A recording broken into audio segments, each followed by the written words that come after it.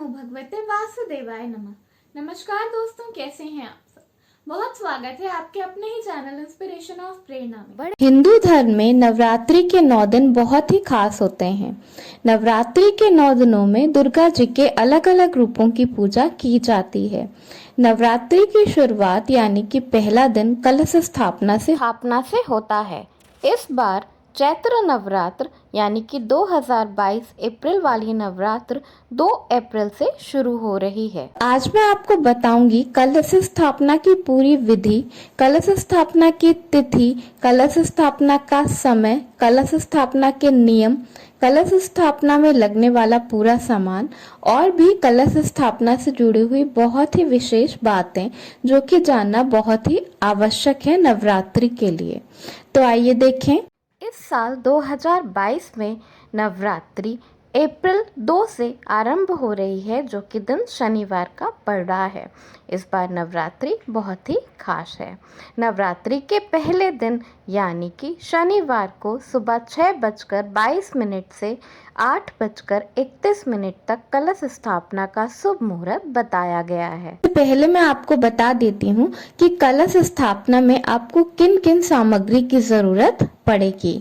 लाल चुंदरी, माता के लिए लाल वस्त्र, माता की मूर्ति, धूप, दीप, अगरबत्ती, मिट्टी का कलश, मिट्टी के दिए, इसके साथ साथ आपको मिट्टी की प्याले की भी जरूरत पड़ेगी, नारियल, फल, फूल, माचिस, पूजा की चौकी, चौकी के लिए लाल कपड़ा, चावल, कुमकुम, फूलों का हार, पान, सुपारी, लौंग, इलायची, चढ़ाने के लिए बताशे, जलाने के लिए कपूर, फल, मिठाई, कलावा, मेवा और पूजा में लगने वाली और छोटी मोटी सामग्री।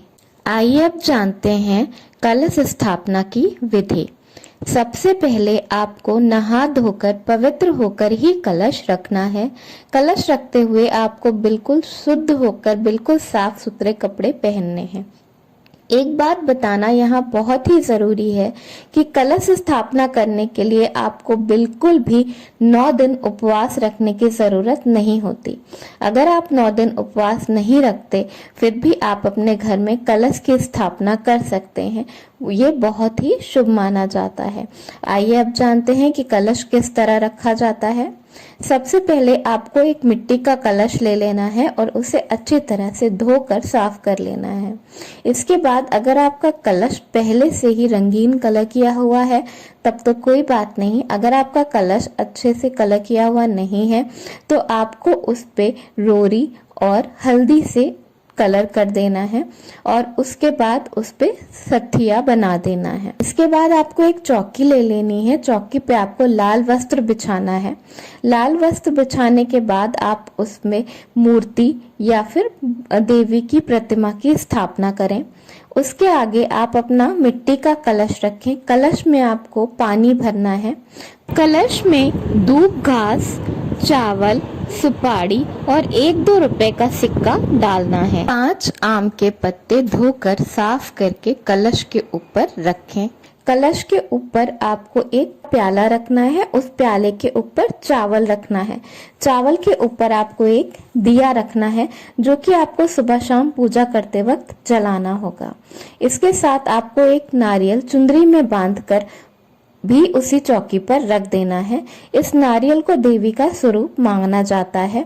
इसे चुंदरी में इस तरह बांधना होता है नारियल कहीं से भी बिल्कुल दिखाई ना दे। इसके बाद आपको एक मिट्टी का प्याला लेना है और उसमें मिट्टी भर लेनी है। मिट्टी भर के उसके ऊपर आपको जौ रख देना है और उसके ऊपर पानी का छिड़काव कर देना है। कलश आपको इस तरह रखना चाहिए कि वो बार बार हिले ना। नवरात्रि के 9 दिन में कोशिश करना चाहिए कि चौकी, कलश, नारियल भी ना हिले। इसके बाद आपको दिया जलाना है। आप चाहें तो 9 दिन के लिए आप दिया जला सकते हैं। अगर आपकी क्षमता हो आप कर सकें तो, और अगर आप ना कर सके तो सुबह शाम जरूर दिया जलाएं। 2 घंटे के लिए, 3 घंटे के लिए, जितना आपसे बन पड़े उतनी देर के लिए दिया जरूर जलाएं। माँ दुर्गा को सिंदूर लगाएं और माँ दुर्गा को श्रृंगार का सामान जरूर चढ़ाएं। इतना करने के बाद आपको देवी की पूरी श्रद्धा से आराधना करनी है। फल फूल माला चढ़ाना है। सबसे ज्यादा जरूरी होता है लौंग, इलायची, पान, सुपारी चढ़ाना। इसके साथ बताशे चढ़ाना बहुत ही शुभ माना जाता है। इसके बाद आप देवी की पूरी श्रद्धा से आराधना करें। इसके बाद आप दुर्गा सप्तशती का पाठ, दुर्गा चालीसा का पाठ आपसे बन पड़े, जितना आपको आता हो उतना आप जरूर करें। सुबह शाम दुर्गा जी की आरती जरूर करें। आरती करने के बाद कपूर की आरती जरूर करें, ये बहुत ही शुभ माना जाता है।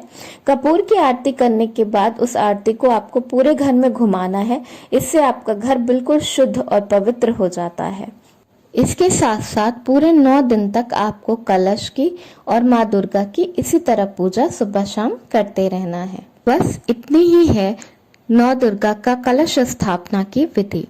एक चीज जो सबसे ज्यादा महत्वपूर्ण है इसमें, वो है आपकी श्रद्धा।